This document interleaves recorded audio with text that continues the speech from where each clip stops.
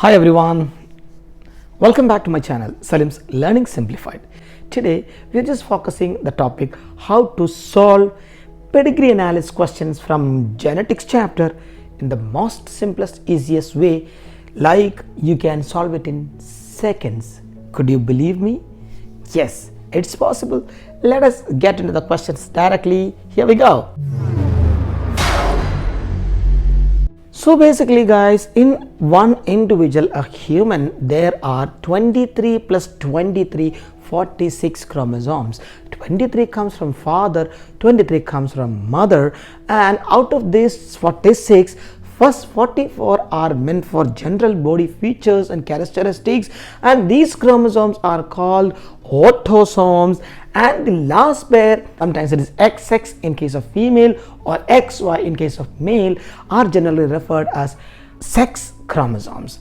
And if the genetic disorder or the pedigree disease we are checking here is related with the autosomes of the first 22 pairs, we could call it as autosomal disorder, and if it is confined to the last pair, that is a sex chromosome pair, we will call it as sex linked disorder or X-linked disorder.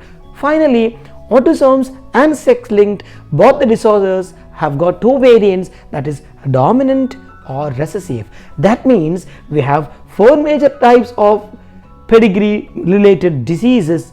They are autosomal dominant, autosomal recessive, sex linked dominant, sex linked recessive or X linked recessive, and then apart from this, one more is there called Y linked. There are sex linked, there are two kinds, X linked or Y linked.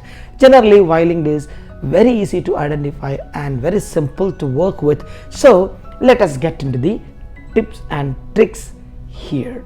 Okay guys, so trick number one, when you get any pedigree question, you have to check about each generations and find out whether any generation is skipping the disease. If the generation is not skipping the disease, means in each generation, grandparents, then parents, then the grandsons, all these, every generation, either boy or girl, somebody is getting the disease. Okay, if they are not skipping the disease and everybody in each generation is getting the disease, it is 100% dominant disorder. And then imagine if it is skipping any one generation, not always, okay, be careful, always not applicable, but in 99% of what questions you will see, if any generation is skipped with no disease, you can suddenly get to a conclusion that it is a recessive disorder. This is the first tip. Mark it. So by using the tip number one, you are finding it so easy to identify whether a disease is dominant or recessive. Let me illustrate. Okay guys, here we go. This is a mother and this is a father. Maybe father having the disease, let us leave mother like that, and then this is the first generation. One girl, she got the disease, and then one boy, he has no disease. Another girl, she has no disease, and there is yet another boy, he has got disease. And now this boy, this is the first generation and this is the second generation. All right, let me write it over here. So this is the first generation and here is the second generation. Guys, come on, look what is next. This particular person is going to marry a girl from outside, and she was not having any disease, by the way, and they have two children, a boy and a girl, and the boy is affected and the girl is not affected. Look, generation 1, generation 2, and this is generation 3.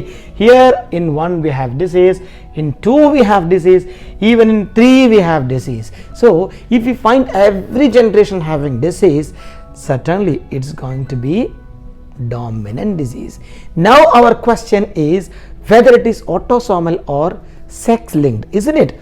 Okay, so how to find it out? It's very simple, and that is our trick number 2. In order to find whether it is autosomal or sex linked, you have to just look for the pattern of the disease. Look, if the disease is going from the mother to son, from mother to son, or father to daughter, not trick number 2. If the disease is having a special pattern, it is going from mother to son or father to daughter. You notice it, two are different sexes, right? Mother giving son, opposite sex, father giving daughter. If such a kind of pattern you see in the disease, you are sure that it is sex linked or X linked. Okay guys, okay, so what about the other one, autosomal? All right, there is no such pattern. Everyone, girl, boy, everybody will get the disease. I mean, mother can give disease to son as well as daughter. That means this is sex linked, okay, but autosomal will be like what? Mother can give disease to son or daughter, and father can give disease to son or daughter. So if that is the pattern, we would like to call it as autosomal. So if generations are skipping, it is recessive. If they are not skipping, it is dominant. If so, the disease have a patterns from mother to son or father to daughter, it is sex linked or X linked. And if there is no such pattern, everybody is having the disease, it is autosomal. If a father is deceased, okay, and suppose he has 3 boys and a daughter, you notice it. What is it? Every boys of that deceased father will have disease. Why? Because it's Y linked. That Y is having the disorder gene. This is XX. This disorder gene is going to all these boys. So they all get the disease, and that is generally called Y linked disorder. So in the discussion we have covered 4 plus 1, 5 major disorders. They include autosomal dominant, autosomal recessive, sex linked, X linked dominant, X linked recessive, and Y linked. Y linked could be either dominant or recessive. But then one point I would like to tell you, this is a shortcut for identifying, but remember, there is a chance for not skipping the generation in recessive disorder. How it happens? There is our discussion serious point getting into. Okay guys, so what major point we noticed is looking for the skipping of generations. That is what happening in 99 cases, but there are chances for not skipping a recessive disorder. Let us work out. And how is it? Here we go, a father and a mother. Okay, the father is having disease and the mother is not having, and let's have what, like here 3-4 children are there, and as you know, a recessive skips, isn't it? How recessive goes without skipping? Let me tell you. Imagine this disease is basically recessive and this person is recessive for the disease. Okay, autosomal, let us imagine autosomal, not sex linked. So I'm not writing X or Y, just write recessive, and the mother could be either this or this, isn't it? Okay, imagine the mother was like this. She is dominant, she escapes from the disease.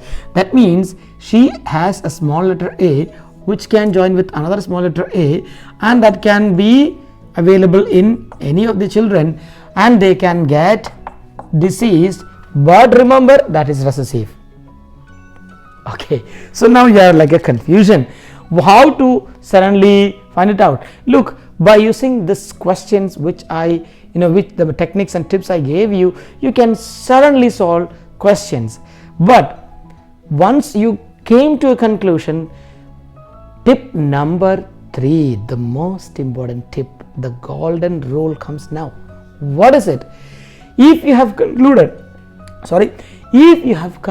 that this disease is dominant or recessive or autosomal or allosomal, you have to work out and check with writing the genotypes, and that is what I'm going to explain the last. Okay guys, let us get into that. So here we have practice question 1. The tips are written here, please note down. Tip 1, look for skipping. Tip 2, look for pattern. Once you got a certain conclusion, do not conclude unless you have written the genotypes. So let us look for skipping. No, no, no, no. Every generation is having disease, means we can go for dominant. And now let's look for the pattern. Boys, boys, girls, boys and girls all are having disease, means it is not sex linked. So this is autosomal dominant. Suddenly we got the conclusion. Now let us see whether it is working or not. And the question is specified, write the genotype of the person number 1, 2, 3 and 4 and 5. Question is specifying. So whenever question specify genotype, certainly you have to work out genotype. Otherwise also it is always a good idea to check out the genotype before you finalize. So let us write the genotype, and according to our discussion, this is autosomal dominant, means the diseased people all must have a dominant gene, isn't it? So that means there must be having dominant, and the unaffected individual must be recessive, isn't it? Okay, so here we go. This person should be recessive. Can it be recessive? Yes. Why? Because there are chance of small a, and there is no disease. And this person, what you could think, every children are not having disease, so let us make all recessive, all are not having disease.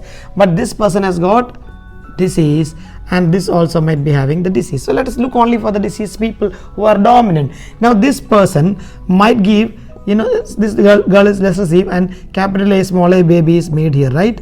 This child is capital A small a, and imagine this is small a, still there is a chance for capital A small a to make disease over here, and a chance of small a to make no disease over here. So we have worked out all the probabilities and all the disease and their genotypes. So number 1, as this is a dominant disease, he is recessive and he escaped from the disease. Number 2, he is dominant, and from where he got dominant? Because his father is dominant. From where he got? Because his father is dominant. So as he is dominant, even though he married a person without disease, she got what? The disease. That daughter got the disease. The daughter got the disease. So this is problem number 1. Our identification by using the tips works here. Now let us go for problem number 2. Okay, let us look. There is what? 1, 2, 3 generations. Tip number 1, look for skipping, no skipping, no skipping, no skipping. That means it is dominant disease. Okay, now let us go for the pattern. Female giving to male, male giving to female. Suddenly we will jump like sex linked. No, here actually this lady is also deceased. So we cannot conclude sex linked, isn't it? If the lady is this, and suppose this girl is giving this to this girl, it's not sex linked. So it is autosomal dominant. And now let's work out and find the genotype of these 3 people. So how is it? So this is a disease which comes due to a dominant gene. That means all the diseased people should have the capital letter, and all non-diseased people are having. Now here, before we decide, that's a question. No, their children, 2 of them are not having disease. That means they must have small letter a, small letter a. That means the father and mother must have 1 letter small a. That means they are heterozygous for the genotype. And here maybe this one is 1 letter dominant. Okay, or both letters can be dominant, no worries. Okay, so this is exactly the pattern, and this is very simple to find out the answer. So now let's go for the third question. So here we have our practice problem 3, and I will give you 10 seconds. Okay, I'll just move away and check out, find how fast you are able to get an answer. Okay, here we go, check out. What is the major conclusion you came? There is one generation completely skipping the disease, and you have come to a conclusion like it is recessive, isn't it? It's not dominant. And then next conclusion is what? Is there any pattern? Male skipping, and through that carrier maybe to the next male, isn't it? So is there a pattern? Yes. So it is what? Sex linked, isn't it? So it is going from grandfather through the daughter to grandson, crisscross inheritance. So it is sex linked recessive. And the question continues, find out what? their genotype. Sex linked means we have to write XX and XY. Okay, recessive gene means let us write this as small letter d.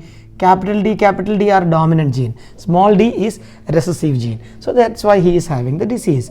Now these all are not supposed to be bothered by, they are not having any disease, all are having capital X, capital D. And now let's see capital X, small d, that is supposed to whom. Okay, you must have noticed in the question there is one more condition, that here there is an asterisk. This says this particular person who is married from outside doesn't bring any allele for this particular disease. No allele he brought from his side, so but the disease is prevalent, maybe from this lady it is going on. That means she is of course going to be a carrier. She is having, okay, let's write first capital D and then small d. So what does it mean? She is not having any disease, but she is a carrier, so she has capital D, and she has given that capital D here, and father gave Y, so he got disease. Same thing happened with him also, isn't it? Sorry, not capital D, this is recessive. Now small d, father gave Y, he got disease. This person got capital D and from the father's capital D, so it should be capital D and Y for father, isn't it? So now look the next generation, what could be the probability of these two? They both are not having disease, that means they are, this is XX, this is XY. There is no disease means it should be capital D, capital D, capital D, isn't it? So this girl should be capital D, then only she can give both places capital D for the children, otherwise there is a probability for them to have disease. So it's so easy, right guys? Now things are getting easy. Let us go for next question. Okay, question number 4. Take your time, just look and say very quickly what is the answer. Okay, generation 1, no disease. Generation 2, no disease. Skipping, so what is it? Okay, you got it. Generation 3, disease is there, again skipped. Skipping means, okay, as we all know, when we skip we look for what? As it is skipping, we have come to a conclusion like this is recessive, isn't it? Okay, so what is second conclusion? We have to get into whether the disease is for male to female or female to male, the pattern. Here female is there, male, both are having disease, there is no such pattern, all are affected, so that is autosomal. So this is autosomal recessive disease. Hope you got me. And let's work out the genotype. So in such cases, autosomal recessive. So autosomal means no need of writing X and Y, and all the people got disease should be recessive. That's what we are going to write first of all. Okay, now once we wrote the disease is recessive, let us check from this parent, this daughter, from where she got this disease.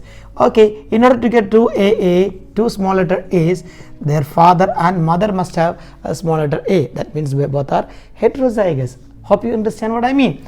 And okay, so this person also can get it. Now here we go. This person, if there is a small letter A, there is a chance for them to get diseases, but she is not having any what disease. So let us assume her as capital letter A or capital letter A, small a also can happen. Okay, but when we assume this capital letter A, small a, all children are not getting any disease. If you take this choice, the small a can go with the small a and can give any disease for them. Maybe the first girl, the second boy, third boy didn't affect, maybe the fourth boy can get, we don't know, because we are not clear about. But here in this particular, it's very clearly told that this person did not bring any allele, means he is capital A, and this is what capital A or small a. Just imagine, even then also the chance for getting disease is very less. Here we will get either capital A, or we can get capital A, small a, two choices.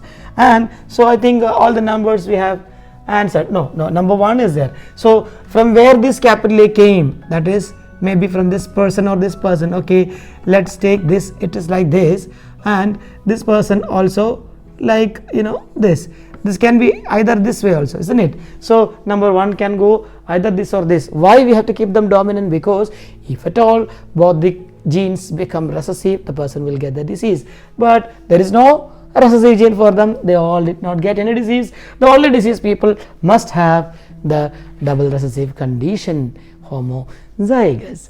Okay, next is a danger problem. I say you, look carefully and get the answer. Okay.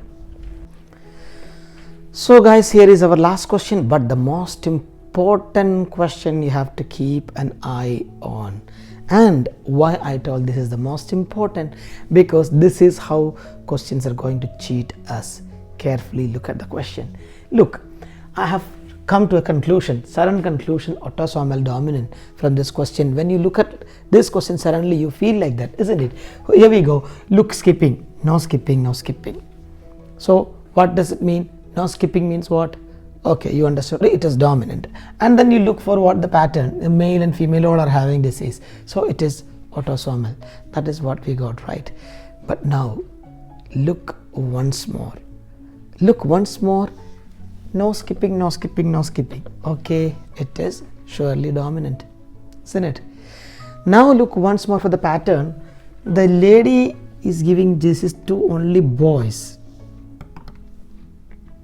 And here this man is giving disease to girl, but then here like two more boys are there having disease, maybe from the mother, isn't it?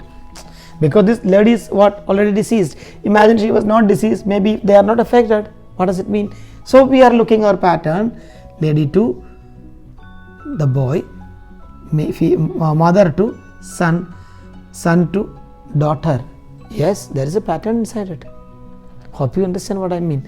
And this son's got disease maybe because this lady also is having a disease. Okay, we don't know about that. So let us look for the pattern, mother to son, son to daughter. So it's very clear it has a pattern. That is the careful way of looking a question. When it is having a pattern, I should change autosomal to what? Sex linked, isn't it?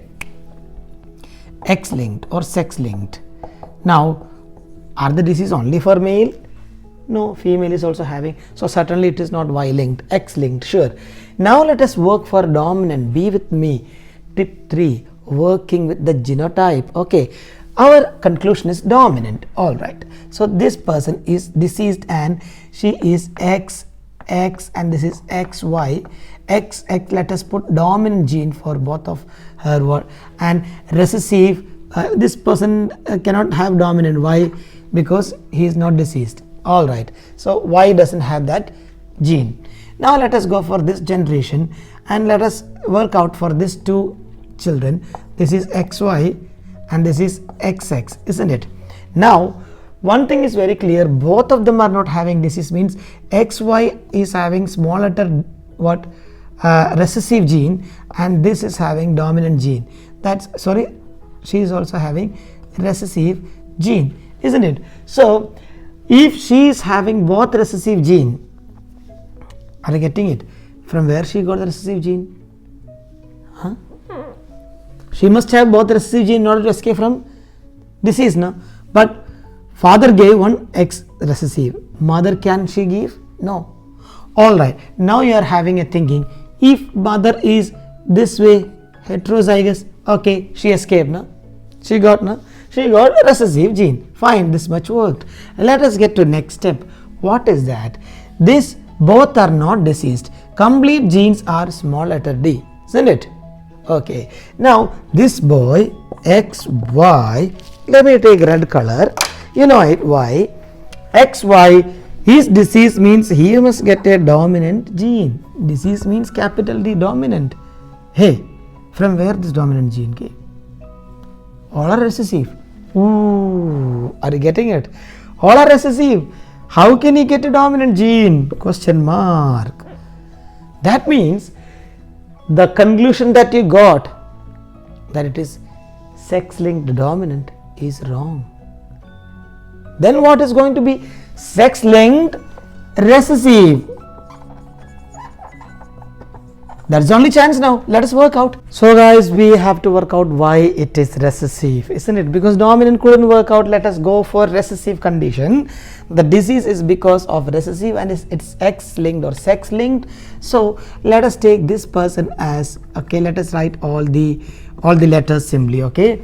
XY, XX, XY, XX, XY, XX. Okay. Now let us put the disease as recessive. That means this lady must have what the disease, small letter D, and he should have capital letter D. Dominant gene, so he doesn't have any disease. Recessive G is these having the disease. Okay, now this is their daughter, isn't it? So this daughter doesn't have disease, means she must have one dominant, maybe from father, and one recessive from mother. Okay, this man is already not having disease, means he is X capital D and Y. Okay, because if he has small d, he will be certainly having disease, and she is a carrier. Now let us go ahead with the next generation. So if you work out this, okay, X capital D Y crossing with X capital D X small d, we can find out that this, there are 4 probabilities: X capital D, then X capital D X small d, then X capital D and Y, and last X small d and Y. That means we have normal girl, carrier girl, normal boy, deceased boy, isn't it? So now we can find out this boy is deceased boy, means he takes X small d from what? The mother, and Y from father. So this one. Okay, now let's go for this all. She is X capital D, no disease. This is capital D and Y, capital D, isn't it? Capital D and Y also is probable. So when we work out like that, we come to a conclusion that this disease is X-linked recessive.